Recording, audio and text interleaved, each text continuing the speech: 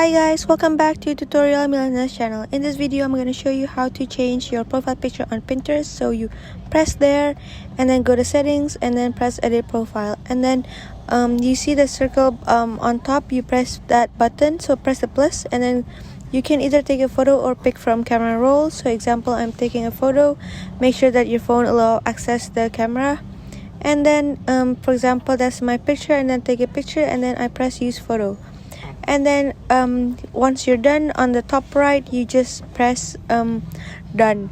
So after you press done, it will load. Just wait for a bit of time, and then your profile has been already updated.